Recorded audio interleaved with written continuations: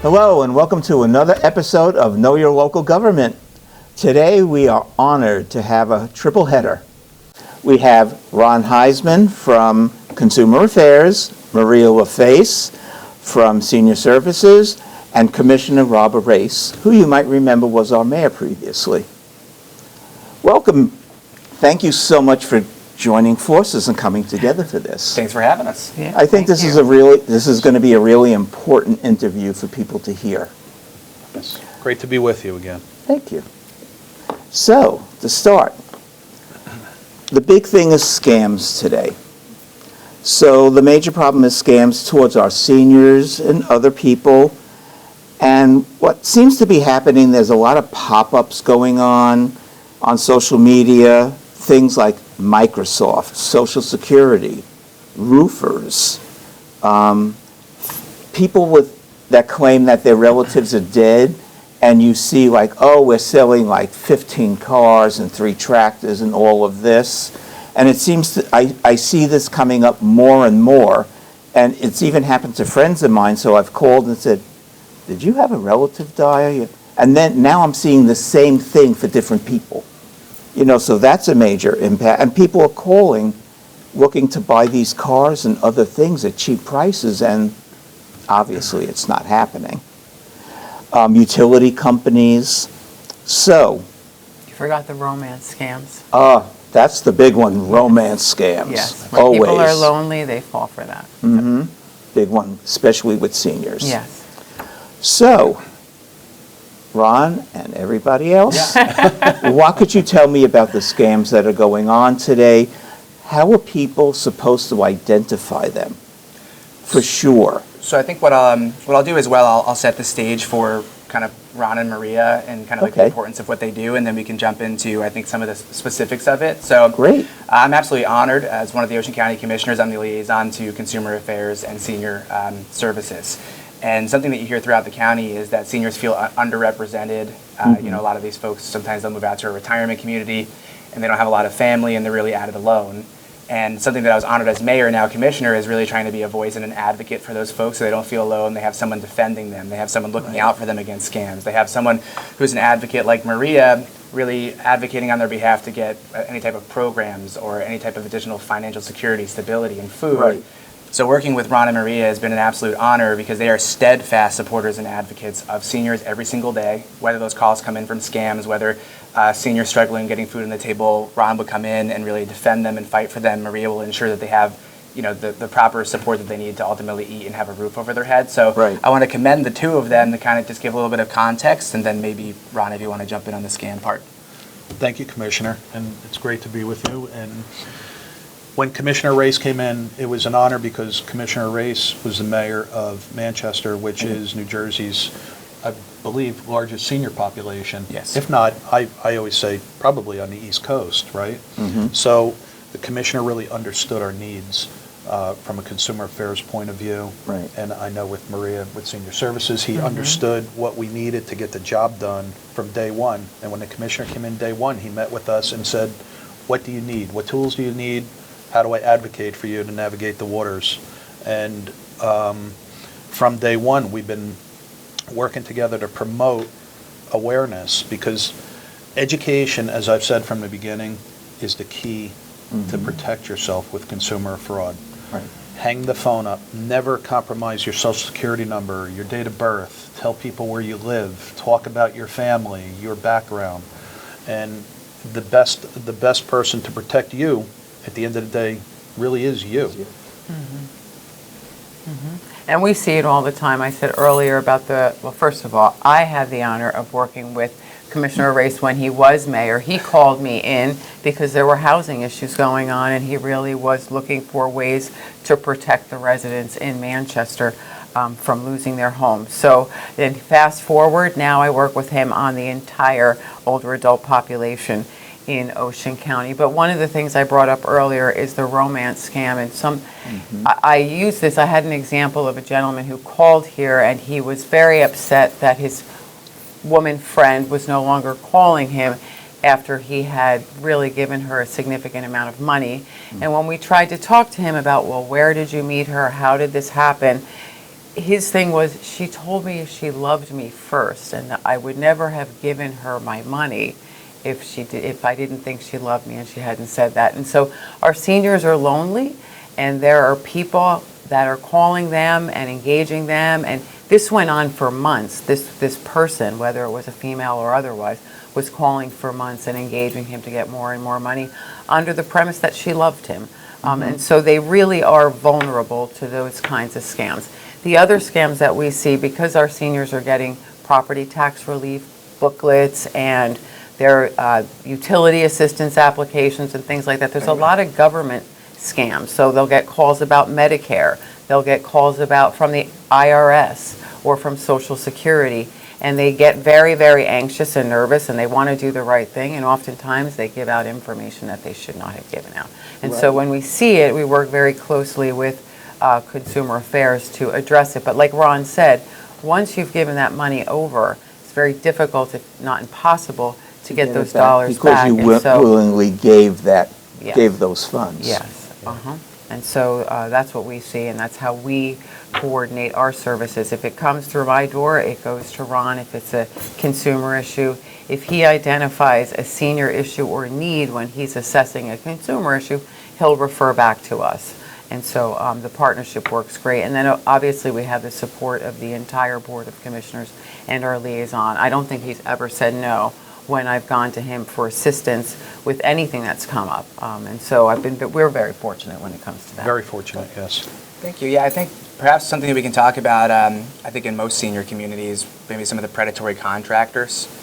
So something I heard a lot as mayor and a lot as commissioner is that folks, when they need home repairs done, they'll have, whether it be predatory contractors or unlicensed contractors come to them and use substandard material or, substandard like labor or skills. And these seniors wind up paying, 3x, 5x more than what a typical invoice would be. And I've heard, terrible stories of folks that wind up falling through their subfloor because they had used substandard material. And these seniors, again, kind of like being alone and needing help, I would say this is one of the worst scams because they're looking for really home security and being able to know that they can go home and feel safe and be warm. So Ron, maybe we can talk about some of the good work that we did with like the undercover kind of... Sure. Yeah. So last year... That's the good stuff. The commissioner I met, and I got the commissioner's blessing with administration to start an undercover operation with a house. And we picked the house in Manchester with the assistance of our parks director, Mary Jane, who was wonderful. And what we did was we targeted unlicensed home improvement contractors. Now, some of them might have been repeat offenders, or we had an open consumer complaint with, or some of the things you see on social media. Be aware of this one, be aware of that one. So we kind of put a list together and we said, let's pick some of the potential offenders out and experience what the consumer's experiencing. So Great idea. we had 2 investigators go out there, and they were undercover, and hey, I need home repairs on this home, which needed repairs. I believe that one was one scheduled to be torn down at the time. Yeah. So there was a lot for them to look at and offer us. And some of the things we were seeing was, upfront deposits, texting contracts to our investigators, get me the money tomorrow in full and I'll do X, Y, and Z. And these might have been people that were not necessarily going to show up even in the real world for the consumer and take their money. And one of the things we did too is we partnered with the Attorney General's office, and the Attorney General targeted 20 unlicensed home improvement contractors as well. So we had a partnership that worked really well with the state. And we targeted a lot of home improvement contractors that were not necessarily doing the right thing, but during the course of that, I was actually happy to see that 3 people that came out followed the rules, and they were just picked at random in addition to picking people that we knew we had problems with.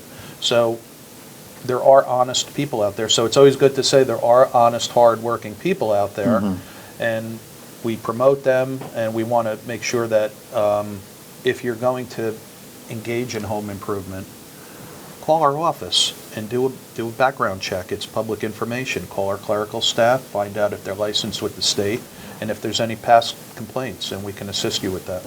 I was just going to say, who do the people call, Yeah. just in case, to check and try to protect themselves? A lot of folks don't realize either is the breadth of consumer affairs, whether it be Exactly. weights and measures or consumer fraud protection. I mean, there are many stories. Maybe we can talk a little bit about, like, at the boardwalk, for instance, whether you're going to play any of the games of chance, like all those are examined. Whether you go to a deli, the scales are examined to ensure that they're being weighted correctly, so you're paying the proper price. If there's Right. a price at a shelf at a store that you go to and you go to the checkout and it winds up being different, Consumer Affairs is on top of that to absolutely ensure that all of our residents, and especially seniors, are not being ripped off. There are examples where there are card readers, whether they be on a gas pump or an ATM, and folks are going to take money out or pay, and then they're having their card number stolen. So all these stories, Ron and Consumer Affairs are really behind that. I mean, do you want to talk a little bit about some of maybe the card skimming work? Sure. Yeah. About 2 years ago, we purchased card skimmers, and we might have talked about that in the past. We Mike. did talk about that, because I remember it, but it's they're- good to talk about it again. They've been a very useful tool for the local PDs when they call us for assistance. If they suspect someone's a victim of a scam, they can call us, and we have two different tools. One that we can plug into the device, whether it's at a supermarket or a gas pump, and a Bluetooth device to see if there's possibly somebody in close proximity trying to obtain somebody's information. Right. They work two ways, because if there's not necessarily a skimming problem, the police departments have called us out when they knew it wasn't, but they wanted to support their case because there might have been somebody on the inside working for the business or the company that was stealing from the consumer. And we've had a couple of those cases as well that have worked out very well for the police department. So we're a civil resource for them to reach out to when they need help as well. Right. We've had gas station complaints, cash register complaints, and we have a few things that we're looking at right now with the county and local PDs that are still under wraps. But the skimming, I think we've come a long way with our abilities, thanks to the Board of Commissioners and the tools they've given us to be proactive and reactive with those complaints. Yeah, absolutely. One of the other things that you brought up to me, our seniors are struggling financially to meet their monthly expenses, and so Right. oftentimes they're selling their gold or their heirlooms and things like that, and I know that Consumer Affairs is very involved in Yes. those people that are buying gold. Yeah, especially right now with gold prices. Just a few months ago, I was saying they were running as high as $3,500 an ounce. Now it's up to $5,000 an ounce. So Gotta go through everything. they target seniors, and we had a case that the commissioner, and I put a press release out on last month. It was the end of April. It was a transient gold buyer, and he was taking advantage of people. One of those gold buying, we'll buy your gold, we're in town for a week, and we all get the mailers on that. Except the problem that this individual had was he wasn't bonded with the Division of Weights and Measures. They're supposed to be bonded with the state. The scales weren't registered. The receipts weren't proper. And in one scale, we condemned all the scales here. We actually seized them, which we're allowed to do under our rules and regulations, and we had the local detective bureau from Lakewood with us. The scale wasn't registering in the consumer's favor. But you know what was sad was that there were seniors online. And going back to what Maria said about seniors right now having to choose which bills they're paying, to me it looked like, they could have been selling things that had sentimental value. Somebody passed away, they're selling their gold, and this individual was taking advantage of them. And he was charged with numerous rules and reg violations, but the end result worked out well because he entered into a consent agreement with the County of Ocean and agreed never to do business in our county again. So we got rid of this character for good, hopefully for good, right? But that's another example of what we do to protect our seniors in the county. The prices of gold, again, are very high right now, and that does pose a very serious scamming risk for our senior population, everybody, but mostly our seniors. So what should they look for? Somebody that's bonded? to sell gold to, or? Bond it, number one, but right in our book, if you look at weights and measures, there's a very important thing to look at on any scale, whether it's gold buying at the gas pump, even in your supermarket, that blue sticker from Weights and Measures that says that they have inspected that device. Because if it's not blue, let's say it's orange, it's been condemned. So it's okay. not legal for use. And if it's white, it's also not to be legal for use because it might not be up to our standards or codes for use. So always look for that blue sticker. That's a telltale sign. If they're doing the right thing, blue sticker. So even Weights and in Measures has been there. supermarkets like now, they have self-checkout. Are those stickers visible to people when they're at those registers checking out themselves? All the stickers are visible, whether you're at the register or in the deli section. I was in Acme last week over in Ortley Beach, and the first thing I looked over the counter and I said, oh, those are my stickers up there. All right, they're doing the right thing. I want And that's stickers. That's Yeah, what we right. want to see, but that's also for your gas pumps, your scales, your gold buyers. That's important all the way around. Is there an identifier on a gas pump when people, because in this state, you don't pump your own gas. So like I know out of state, I go like this on the credit card thing to see if it's loose, if it's sitting right, if it might be a fraudulent. Here, we don't have that kind of control because you're not allowed to touch the pumps. Is there an identifier on the pumps to tell people this pump was inspected, it's a safe pump to give your card to the attendant? No, other than looking for our seal, no. But a valid point you raised with the card. Being cautious with the card, I always say to use a credit card at the pump because credit card companies are quicker to refund your money than using a debit card because it's more like cash, right? So Right. one of the things I tell people, use the credit card because we had a case in Lakehurst a few years ago where they thought the chief called up, hey, can you guys come out here? We think we have a skimming complaint. But the end result of it, the gentleman was taking pictures of the card from the consumer, and when they pulled away from the pump, he was making purchases, up to $40,000 in purchases. So when we called him to the gas station that day under the premise that he was going to get his job back, he walked in to find 3 Lakehurst Borough police officers and a couple county investigators with a lot of questions. So it didn't go too well for him in the end, but we were lucky. That's just a case where we were lucky to get the offender back. 9 out of 10 times, it's hard to locate these folks, or money is not retrievable. It's sent out of the country. Now, people are also saying, or I don't know if it's myth or truth, that if you do use a debit card, but you don't put your code in, that it's treated a little differently if you're getting scammed than if you're using a credit card. Is that true or not? I don't know if that's true or not. It's still a bank card. So Okay. I would err on the side of caution and say, if you have a credit card, Always choose to use use that. the credit card over the debit card. And I've thought about that myself at the register. Now I'm going to use a credit card. I want to be safe and protect myself. Very good point. So even if you have a debit card with the bank, most probably you could get a separate charge card and probably have your money withdrawn that way. Because like the convenience of a debit card is no bill, here it's taken right out of your bank account and that's the end of it. Yes, So that, absolutely. and too many people think that way, including myself. So now, lesson, use credit cards instead or cash.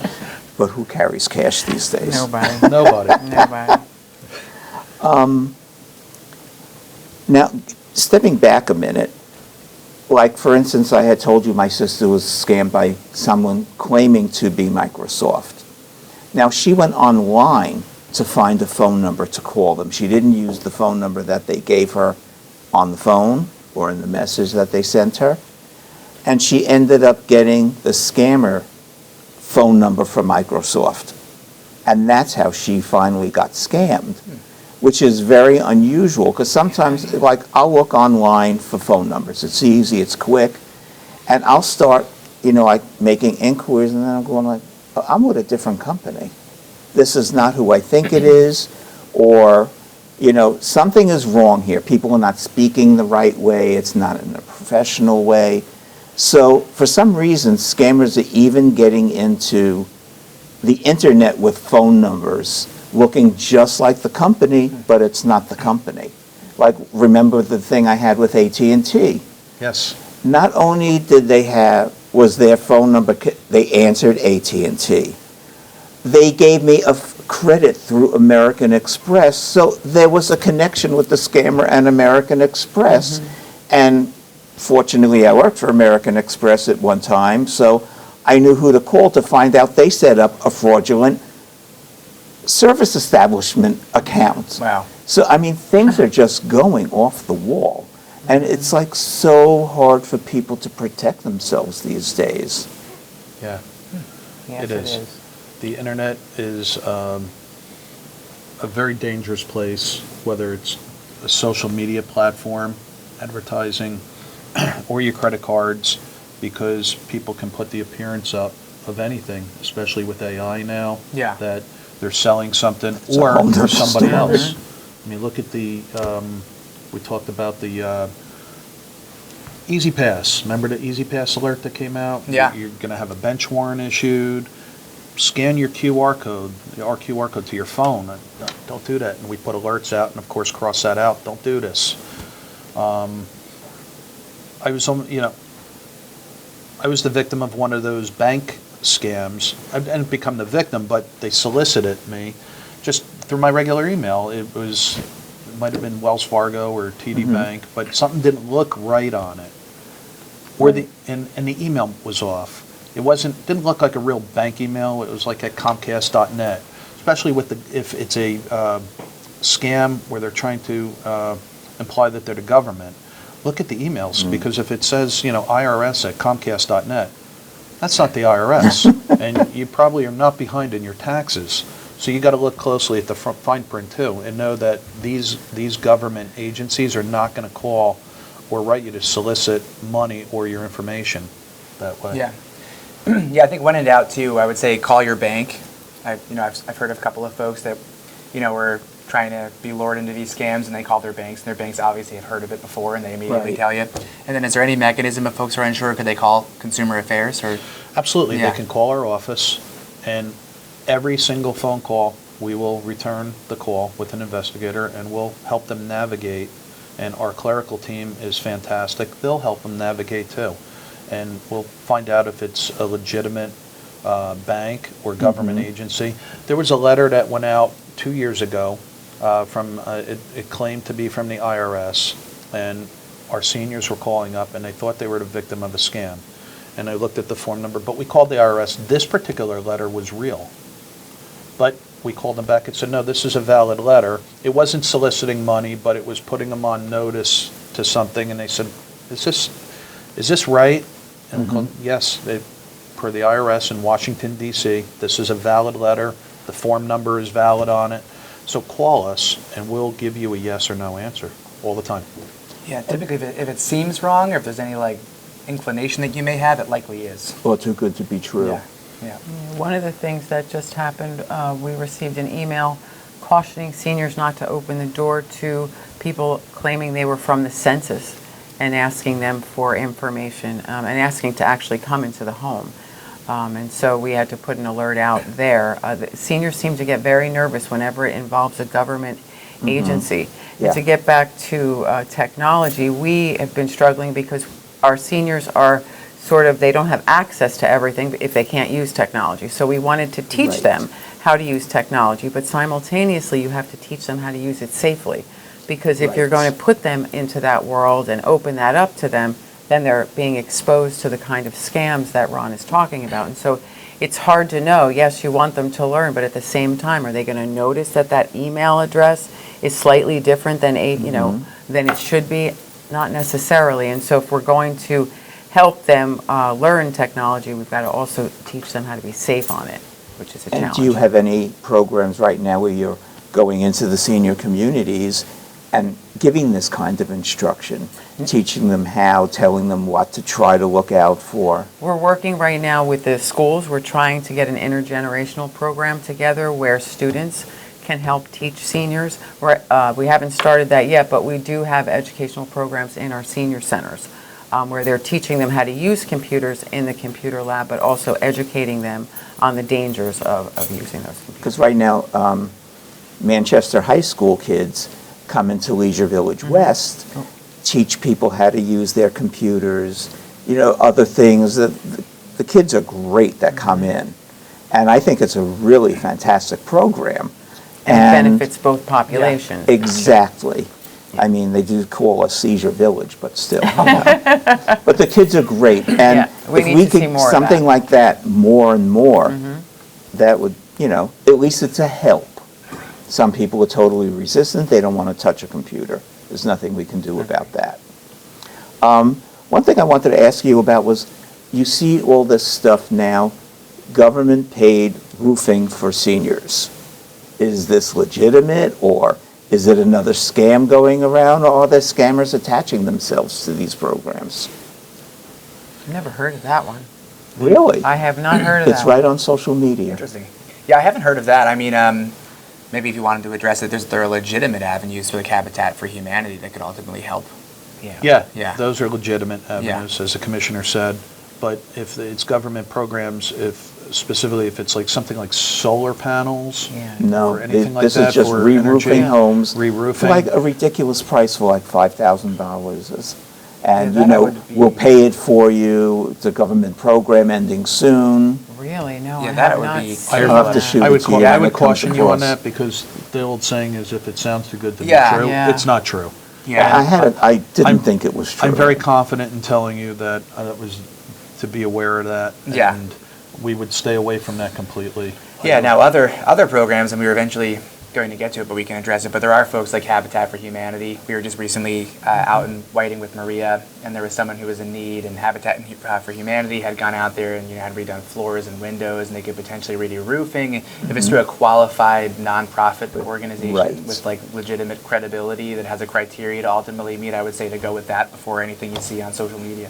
And if you're hearing about a program that for seniors, I would call our office, Yeah. because we are familiar with every government program that's available to seniors and will help with applications. So if they're saying government and assistance, they should contact our office. And I figured it was a scam because I saw your face as soon as they said it. I was like, what? What? Okay.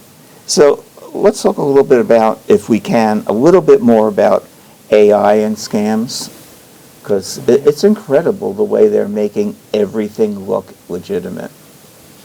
Yes, it is. I think that we can all agree to that. Yeah. I don't And even know it's- how to protect myself yet from AI and how real it looks. I don't know if you have any Very scary. recommendations. AI is scary. It's, they can portray any picture or a voice now, voice recognition. We tell our seniors in our speaking events, if the phone rings, be careful with your line of questioning, or if you're asked specific questions where they want you to record you saying yes or no, they could duplicate your voice. So try to be aware, look at the number, and try to be aware of who's calling you. We tell them don't answer.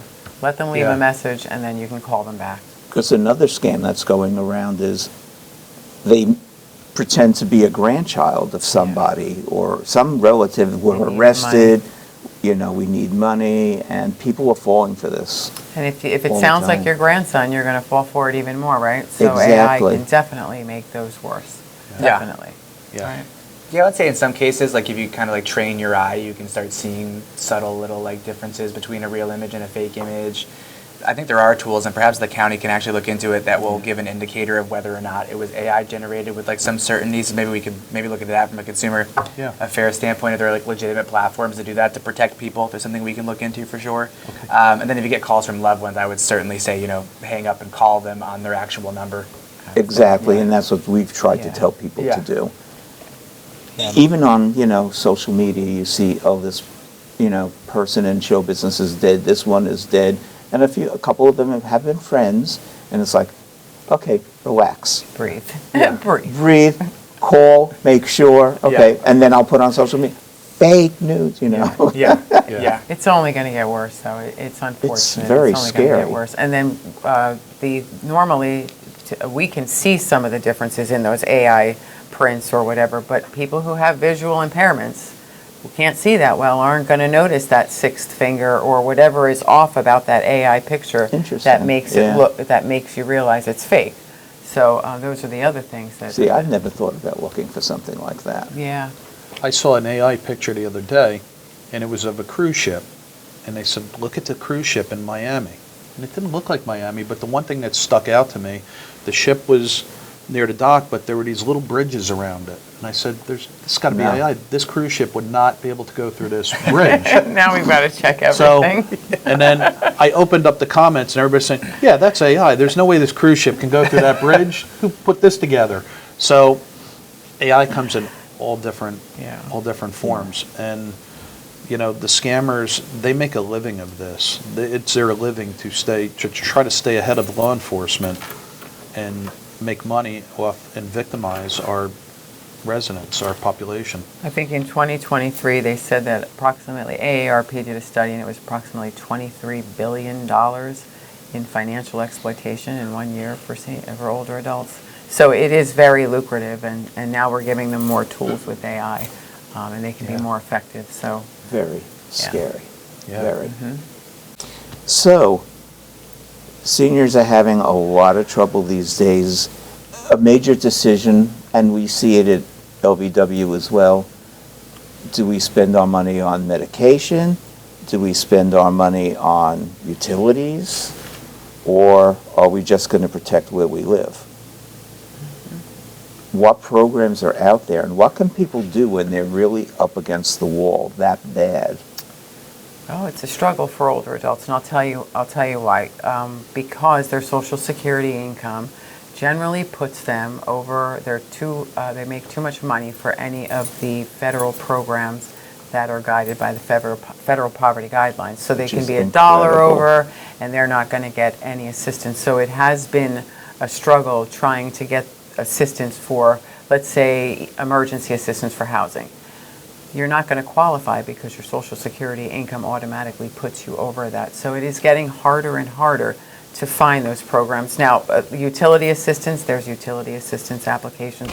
We can assist with that. Property tax relief, we can assist with those kinds of things. So there's programs that can help keep money in your pocket. But when it comes down to if you fall behind on your rent or things like that, you're generally not eligible for any of the emergency programs provided by the Board of Social Services because your income is too high for those programs, but not high enough to actually keep your home or maintain your bills. Now, tax relief, are you talking about like senior freeze Yes. or your tax rebate? Yes. This year has been very, very challenging for my department to keep up with the number of people who are calling because the state combined all of those applications, and now we have Right, it's Pass 3 in 1, 1. and it looks a little bit different. And when you change one little thing, it throws seniors off because they're looking for what they did last year and the year before and the year before. So we were receiving thousands and thousands of calls about the application and then callbacks about the status of my PAS 1 application. So yeah, there's programs out there, but you've got to be able to figure out how to access them. Fortunately, my department does an excellent job helping you access those programs. But yeah, any minor change throws the whole balance off. Yeah, because we always tell people, senior service, go to senior services. Yeah, I can tell you're telling me. That's what I do too. I can tell. See, well, I'm not the only one. That's right. Okay, and what about housing? Now, unfortunately, I saw this years ago when I lived in Florida. Miami Beach used to be filled with all senior hotels and things, and when that changed, the amount of homeless people on the streets, senior homeless people, were overwhelming. You know, and his properties got bought up. You know, I didn't do it because I bought an apartment building, but other landlords, they just didn't care. It's just out, I'm here for the money. And that's where I met you in Yeah. Manchester when we were having issues with extraordinary rent increases Yep. that people could never pay. I mean, if your Social Security check went up $25 this year, but your rent went up $150 or $200, the numbers simply don't add up. And so we're asking them to do the impossible, really, by trying to keep pace with the cost of living. So Yeah, I actually just recently met a woman, $900 a month for rent, $1,200 a month in Social Security. You know, what do you do after you pay rent? Right, right. So, I think that I'll give a couple of examples of what we're looking to do. There's a kind of a care continuum or a housing continuum. There's like coordinated entry, and then there's preventative measures to keep people in homes. I would say the largest percentage of what we're trying to do is to keep people in place rather than have them find new placement. But a couple things that I'm looking at is how can we increase inventory for seniors from a housing standpoint, whether that be working with like Habitat for Humanity for 55 plus folks or Tunnels to Towers for veterans. But really looking for like public-private partnerships to help the kind of underserved, particularly veterans who served honorably for our country and veterans are having a hard time making ends meet. I actually just had a meeting today with Habitat for Humanity, really trying to strategize on, where could Habitat for Humanity find additional land, perhaps build units for folks that meet their criteria for seniors to find housing. So I've been trying from my side anyway, and we could talk about the programs, but inventory is obviously an issue, and finding those key areas of where we can increase inventory for veterans and seniors to have affordable places to live. Habitat for Humanity is really great because they'll try to limit a financial burden per month of 1/3 of their income. So if they meet a criteria, if they work and live within Ocean County, Monmouth or Middlesex, actually that's their service area. If they meet that criteria, they can ultimately be placed for 1/3 of their income, which is a really great program. So I've been, I guess, from the 10,000 foot view, trying to find additional opportunities to have seniors placed, but perhaps we could talk a little bit about. One of the things we're advocating for at the state level, and I just brought it up at a meeting last week, is that there's Section 8 vouchers for very vulnerable populations. You have domestic violence victims, they have a special program for Section 8 vouchers. Foster kids aging out of the system, they just created a Section 8 program for that particular population. And they're all very valid populations, but when you're talking, seniors are probably the most vulnerable and the least capable of increasing their income, and yet we don't have a Section 8 voucher program out of DCA specific for seniors, because if the income is not going to keep pace, the rent's going to keep going up, they can't increase their income. The only way to really make that work is a subsidy. And the state does it for other vulnerable populations. It should really, we're encouraging them to consider a rental assistance program specific to seniors, where they only have to pay 30% of their income for any unit, and then the program will pay for the balance. It works with other populations. It's just time for us to really look at ways to do that for seniors, and so we're advocating for that at the state level.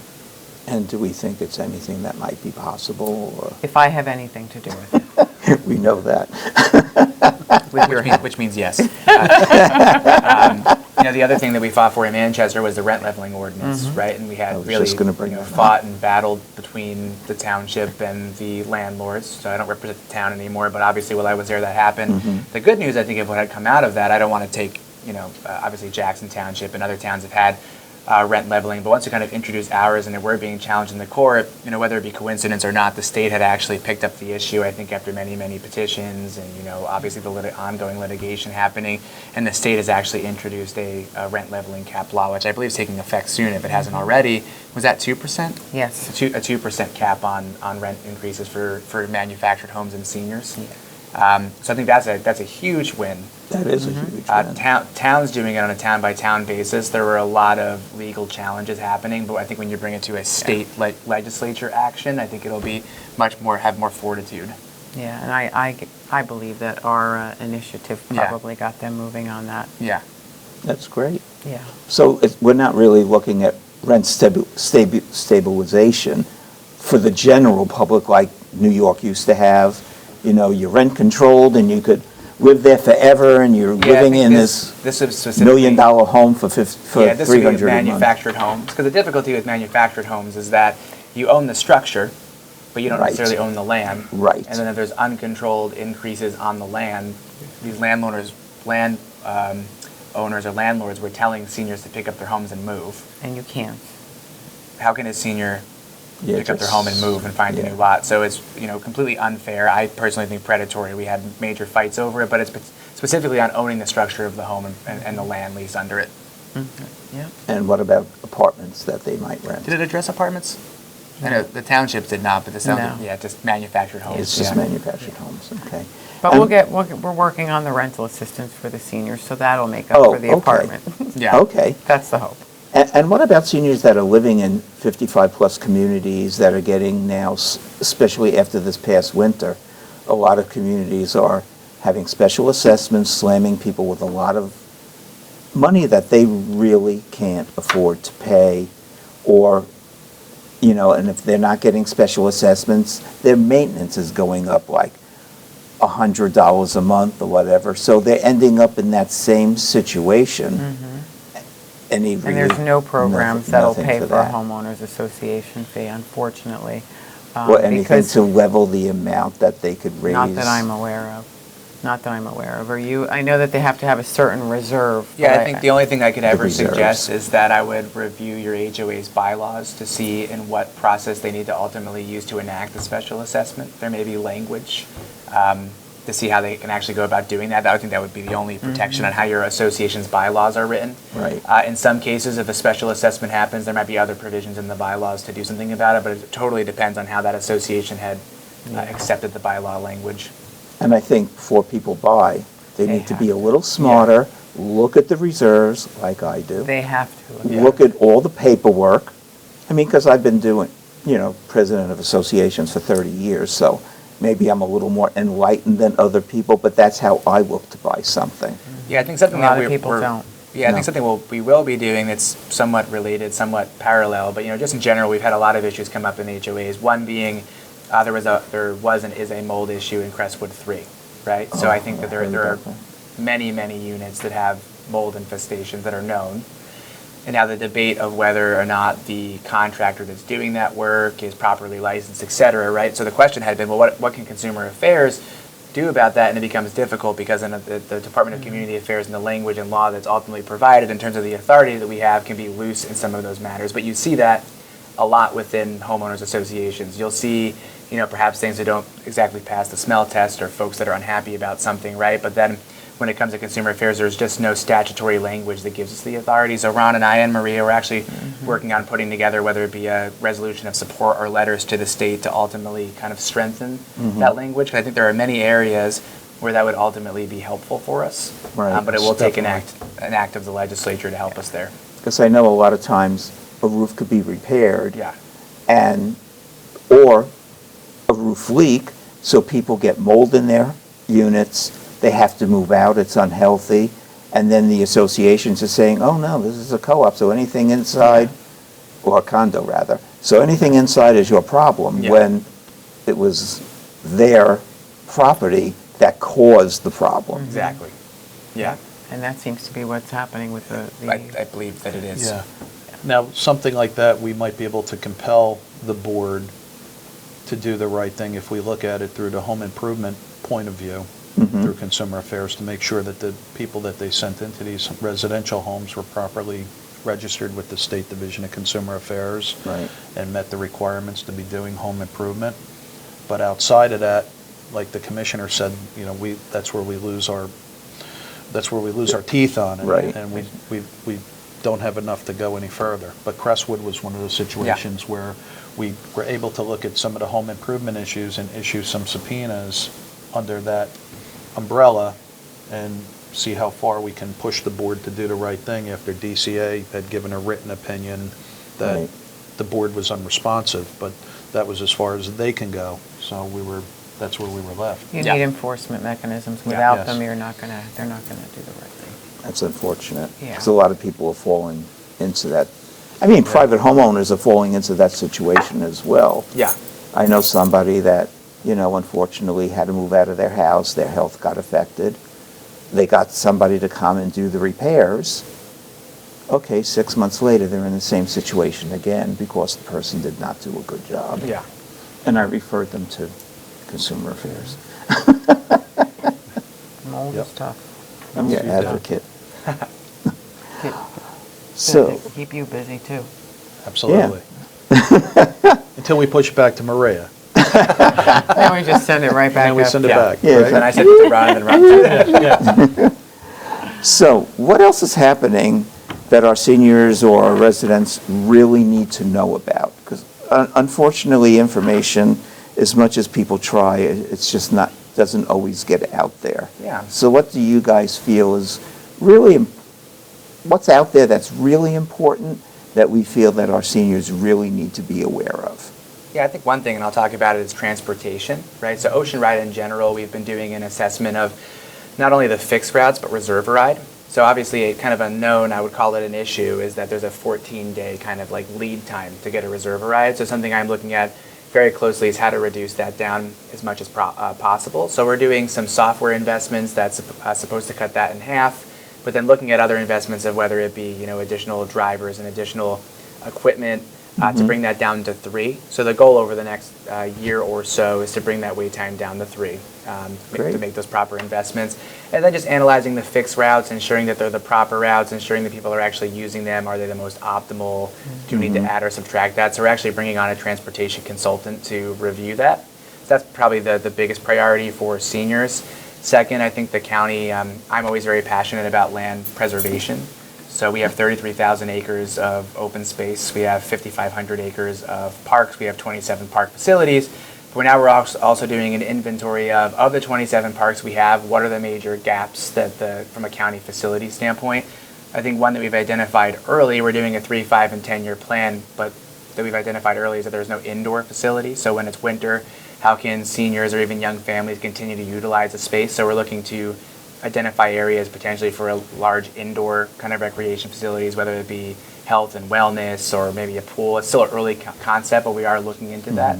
And then just from an open space standpoint, we're still aggressively pursuing identifying large parcels of land where we can kind of continue to protect the character of the community and the county. One of the things that we're all working on here is a multi-sector plan on aging, which is basically taking a look at the entire county system, every department, parks, and seeing how they can better serve older adults, how we can keep them independent and connected to their communities. In our plan, housing came up, transportation came up. There were no surprises. And so over the next 5 years, we're going to be looking at ways to address some of those gaps.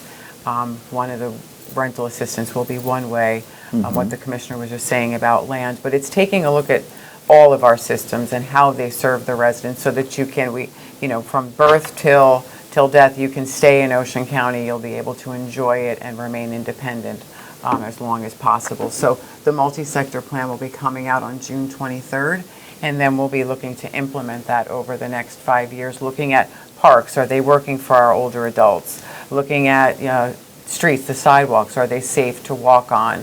Are they well lit? Little things like that just make it possible for people to remain independent and connected. If the sidewalk's not well lit or well maintained, you can't walk around your neighborhood. If you've got no transportation, you can't get to the store. And so we're looking at all of our systems, I think, as a whole, and trying to figure out how we can better serve the residents of Ocean County at every age. Yeah, I think two other things as well. So generally there's a shortage of EMTs statewide, but nationwide, specifically post-COVID. I believe there was a drop from about 17,000 EMTs in the state to 14,000. So the pain is really being felt. So Ocean County is actually one of the first of the 21 counties to stand up an EMS academy, where we're actually taking on the cost. If a student is sponsored by a volunteer or paid agency, the county will take on the cost and train that EMT. So in the first program, we had 25 enrolled and 15 graduated. We have a second program now where there are 25 enrolled. I believe all 25 are still there. But we also started an OCVTS program for high school seniors that will have 40 per class. So in the next several years, we'll hopefully have 100 plus or maybe even more EMTs reintroduced back into the labor pool, which will help volunteer shortages, but also staffing shortages for paid agencies. So really looking at this, the northern, we have a lot. Manchester has a paid EMS squad. Some of the northern towns are doing well, but the south in particular is hurting. But also just staff and talent in general. So we're get them trained up, introduce them to the labor market to keep our seniors safe. And second, for the first time, the county has introduced a sidewalk grant program.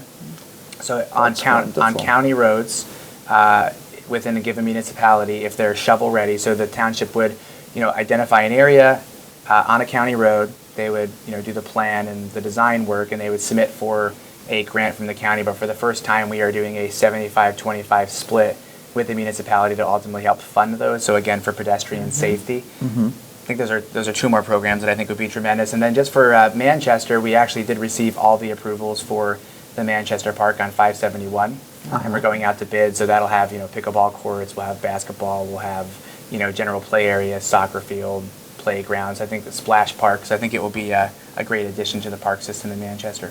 Great. And what about taking individual senior communities that don't take care of their sidewalks or their sidewalk lighting? And does the county have any power, or does the city have any power to try to force these things to be done in communities? Because there's a lot of accidents, people tripping, even not at night. Yeah, I would say anything owned by an association is typically difficult to enforce. I think that comes back down to us needing additional legislative language. If it's a county road, obviously the county could take care of that sometimes in coordination with the NJDOT. Again, Manchester specific, we're still working on the 571 and 70 light. We're working with the state to redo that entire intersection for safety. If it's a municipal road or sidewalk, obviously the town can handle that. The association, that becomes difficult for us to enforce. Because it's private. Yeah, those are tough. It's unfortunate, because sometimes associations made up of volunteers with not really experience in anything need a kick to do the right thing for people. But they could still complain to you. And they do. Okay. We take the complaints and we make the phone calls, and we never turn somebody away. And we did go out over the winter to a couple of the villages to assess some of the seniors' needs, and I coordinated that with Maria when we talked about, shoveling of sidewalks after an emergency, who gets priority shoveling and needs, to make sure that Meals on Wheels can be Meals delivered. on Wheels, and we tried to fit that together because we really did want the seniors to know that Commissioner Arace is looking over their shoulder, and he has us out there, and we're going as far as we can for the commissioner and the Board of Commissioners to do what we can for them. Right. Yeah, we made sure that we worked with Meals on Wheels in some of the communities to make sure that those residents who were receiving Meals on Wheels, that they could get that meal, the driver could get that meal from the car to the door safely. And it worked very, very well. It worked very well. Right. Yeah. That's important for people in my community to Yes, hear, it is. because unfortunately with the first snowfall, even some with the second, there were people on dialysis that could not get it. You could not get to the house. I flew in. There was no way I could get to my house. I couldn't get my garage door opened. I couldn't get to my doors.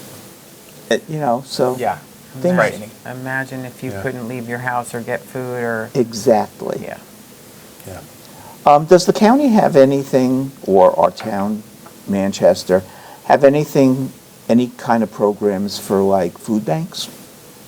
Well, you now have Somebody Cares, which has a fully functioning food pantry. I think it's the Perlmutter. They still call it the Perlmutter Food Pantry. They just opened up that, and it's kind of like a supermarket style. So you actually get to walk through the aisles and take what you need, as opposed to them just handing you a bag of things. So that's it's a nicer idea for seniors who don't like handouts. It just makes them feel as if they're shopping. I know Manchester right now is, all throughout Ocean County, but Manchester is also administering our farmers market voucher program, where seniors can get a voucher for fresh produce. So there are some programs out there, not enough.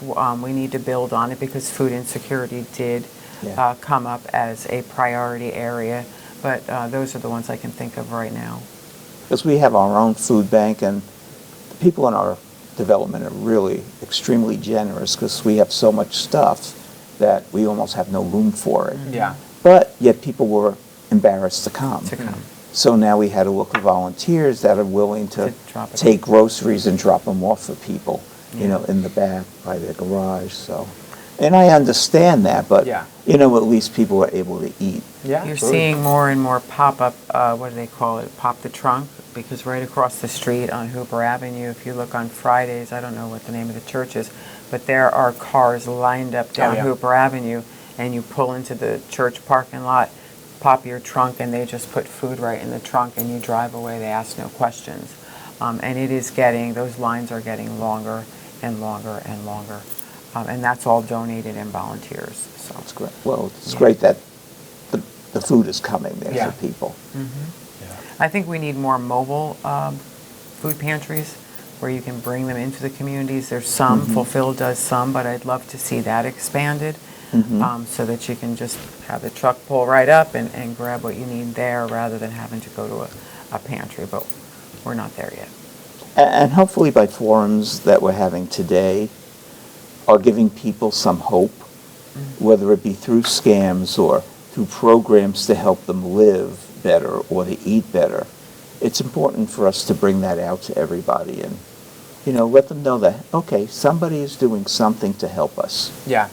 And to take advantage of the programs. They're not welfare, they're not a handout. These are your taxpayer dollars you've invested into this country, and these are federal dollars that we use for all of our programs. It's come and use them, because if we don't use them, then We lose them. we lose them. And it looks as if Ocean County doesn't need these dollars or these programs. Right. So don't let pride get in the way of accessing these programs, because in the long run, you're going to end up hurting yourself and other residents in need. Right. Yeah, and if anybody, I would say always feel free to reach out to my office. Perhaps at the end of the video we can kind of flash the number in the email. But anybody Absolutely. that needs to reach out for any need, I would love to have them call. Yeah. Great. A lot of times people are afraid to pick up the phone because they're embarrassed, whether it's a scam or needing assistance. There's countless times where people were the victim of scams, and I remember one not too long ago. It was this winter, and the gentleman at the other end of the phone said, by the way, as of Friday, I'm homeless because of this scam. So we regrouped with him and did what we had to do, but right away I called Maria and said, hey, can you jump on board with us at this point? So all the departments work together, and we give feedback to Commissioner Arace, and we, when our residents call for assistance, we report back to the commissioner and the board on our, on what we're seeing, and they're not unheard. And if, you call one number, whether it's Maria at Seniors or you call Consumer Affairs, and it might not be us, we're going to get you over to the right department. So your voice will be heard, and we're going to get you in the right direction. Never be afraid to make the call, because it's confidential, and we're here to help you. And I've always said, take advantage of our services before somebody takes advantage of you. Good point. Very Good true. point. Anything else? I really do want to thank you, though, Commissioner, because from Thank you. day one, you came on, you have given Maria and I all the resources we need. And coming from a big town like Manchester, that's important to us. The Commissioner really gives us all the tools and resources we need to get our jobs done. We thank you and the Board of Commissioners for everything you do to help us do our jobs. Thank you. I appreciate the two of you guys. I mean, I can rest my head on my pillow at night knowing that Ron and Maria are fighting for obviously all of our residents, but especially seniors. And again, anybody that comes to my office, I know that when I make a referral to them, that it gets done, and it gets done quickly, and they follow up. And I thank the two of you for the great work that you do. Thank you. Thank you, Commissioner. And I thank all three of you for doing what you do and helping the senior community and everyone else. Thank you. It's gratifying. It Thank really you. is. Thank you. Thank you. Okay. This is Michael Blank, KLVW. See you next time.